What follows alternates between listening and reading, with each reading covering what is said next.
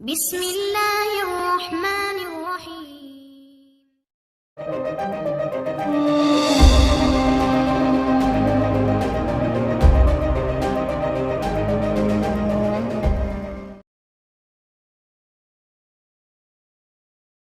Assalamu alaikum warahmatullahi wabarakatuhu.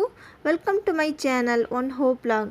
இன்ஷா இன்றைக்கி நம்ம இந்த வீடியோவில் பார்க்க போகிறது என்னென்னா, குர்பானி எந்த பிராணிகளை கொடுக்கலாம், இன்னும் குர்பானி கொடுக்கக்கூடிய அந்த இறைச்சியை நம்ம உண்ணலாமா இல்லை ஏழைகளுக்கு மட்டும்தான் கொடுக்க வேண்டுமா, இன்னும் குர்பானி கொடுக்கக்கூடிய அந்த விலங்குகள் எத்தனை வயதை பூர்த்தி அடைந்திருக்க வேண்டும் போன்ற விஷயங்களை இந்த வீடியோ வாயிலாக நம்ம பார்க்க உள்ளோம். ஸோ இந்த வீடியோவை ஸ்கிப் பண்ணாமல் பாருங்கள். அல்லாஹ் போதுமானவன். ஆடு, மாடு, ஒட்டகம் போன்ற பிராணிகளை நம்ம குர்பானி கொடுக்கலாம்.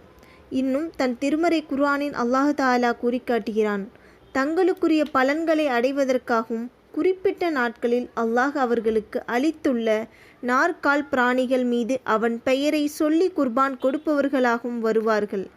எனவே அதிலிருந்து நீங்களும் உண்ணுங்கள், கஷ்டப்படும் ஏழைகளுக்கும் உண்ணக் கொடுங்கள். சுப்ஹானல்லாஹ். இதன் மூலம் உல்ஹியாவை அல்லாஹ்வின் பெயரை சொல்லிதான் குர்பான் கொடுக்க வேண்டுமென்றும், அந்த அறுக்கக்கூடிய குர்பானியை நீங்களும் உண்ணுங்கள் என்றும், கஷ்டப்படும் ஏழைகளுக்கு அழியுங்கள் என்றும் அல்லாஹ் தஆலா கூறுகிறான்.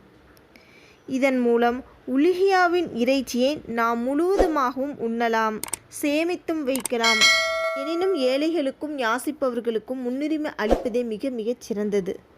இந்த வசனத்தின் அடிப்படையில் 3 பங்கு 2 பங்கு தான் குர்பானிகள் கொடுக்க வேண்டும் என்று எந்த நிபந்தனையும் கிடையாது.